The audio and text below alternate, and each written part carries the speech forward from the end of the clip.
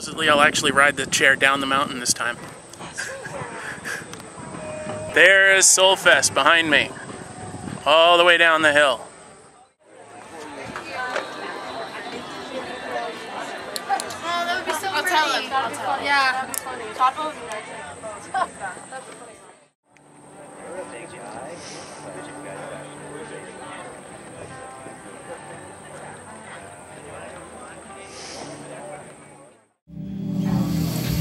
Hey there, it's Josh. You're watching That Christian Show, and I don't even know if you can hear me right now, but what we got coming up is some footage of the ski lift at Gunstock Mountain with Kim Jones. It's her first time going up.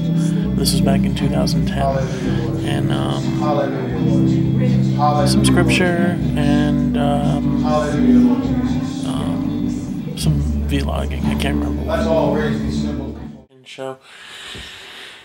And like I've ever done this before, but the comment question of the day could be, what is your biggest bet?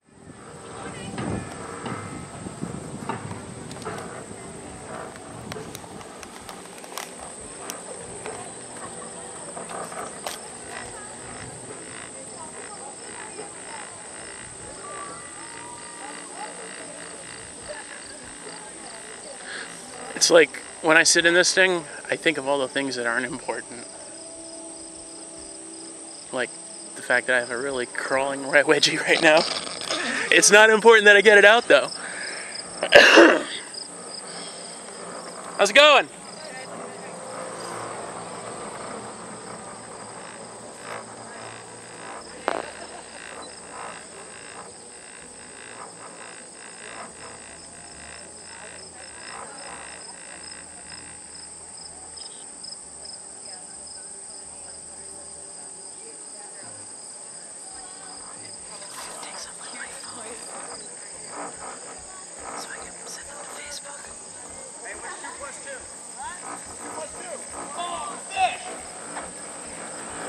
Hey, Josh! Hey!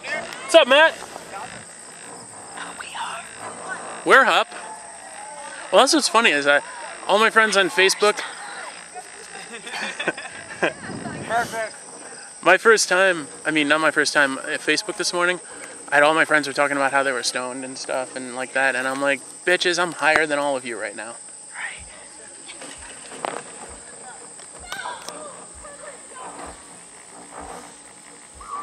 It's okay, the next one's even more fun! Whoa! When I was coming down the mountain, I was hiding in the woods over there going.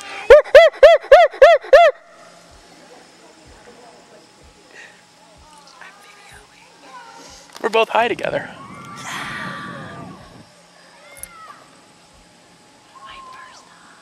Yeah, awesome. Yeah, it's her first time. She's so excited she lost her voice. What? You know, if you fell out, no one could hear you scream.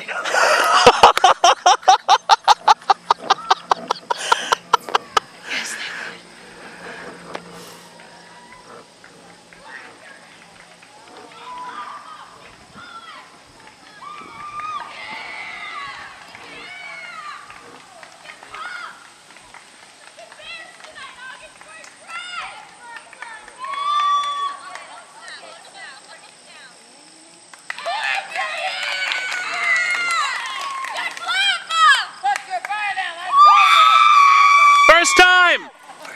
Oh, bar You don't get a scream for that? Thank you.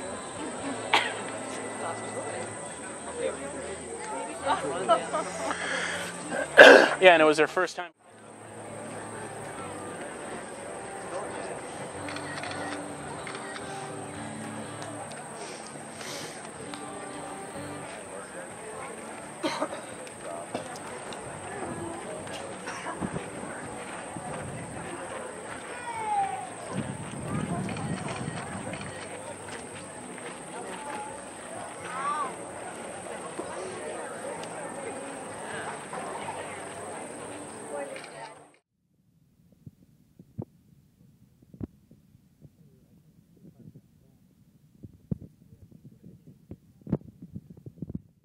time until all of that footage is in the computer and ready to go. I have footage from 2008, 2009, and 2010 that I'm going to be presenting in this episode and in a few more, just to kind of, keep Living Soulfest out there while I work on the editing of the new footage. And also, because I don't believe in wasted footage, and if it's in regards to Soulfest or otherwise glorifies, Christ and, lifts him up and brings people in to the fold as Christians and all, I don't see any reason why even old footage can't come out newly, even though, it's a couple of years old. So with that in mind, here is, I believe I'm going to be throwing some from the revival stage in 2010. And I don't think there's going to be room because it's at least a 5-minute clip, and I like to end things at 10 minutes. But what I'm going to be doing, like I said, old footage for now, and in a couple of weeks or a month we'll start including the new interview footage from 2011, as well as new performance footage as well. So with that in mind, this here is the August. I'm not going to say it's new. I'm not going to say it's revamped. I'm not going to say we're starting over. What I'm going to say instead is simply we're continuing on. This is August 2011's Living Soulfest. At least one of them. I might make a few. Who knows?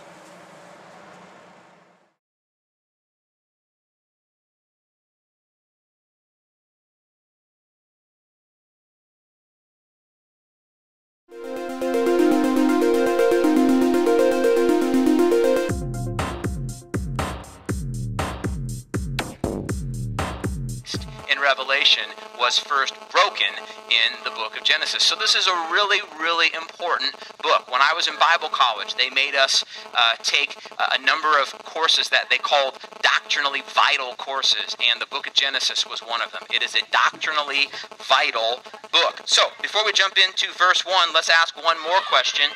Who wrote the book of Genesis? It's a good question.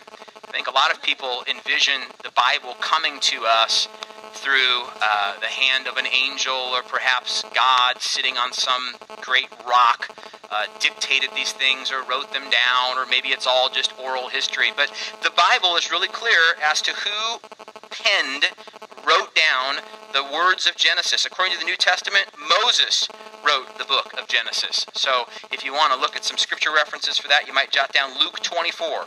Luke chapter 24, verse 27 and 44. Tells us that Moses wrote this book, but Jesus himself said it in John 5:46. Listen to this, what Jesus said. For if you believed Moses, you would believe me, for he wrote about me. But if you do not believe his writings, how will you believe my words? So we could probably spend a couple hours dealing with the authorship of Genesis. If you enrolled in a seminary somewhere, you no doubt would spend weeks studying the supposed various authors of Genesis. It gets really weird. Some people think that there's the Elohist. That's the guy who used the, they think that Genesis is written by 5 different authors, and one of the authors really likes to use the word Elohim when referring to God. So there's the Elohist, and then as you go further on in the book, there's the guy who likes to use the word Jehovah a lot. So then there's the Jehovist, and you get all this stuff, and it's just, and for me, it all comes down to, Jesus said that Moses wrote it, and I'm good with that, because I think he knows, and I think he can be trusted, and I think he's probably smarter and was closer to the information than any professor at any seminary. The book of Genesis, written by Moses. The people in the early days of creation, we're going to find as we study this book, lived a very long time. I personally believe that the atmosphere at the beginning of the world was very different. I think the radiation levels were probably different, and therefore stuff got big and lived a long time. I think that's one of the reasons why we have the fossil record of dinosaurs. Do you know that reptiles...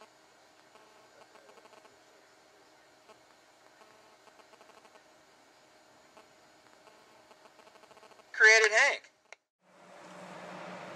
Right now, I am importing footage from one of the cameras. I've still got a couple of more cameras to go. And then we have to edit.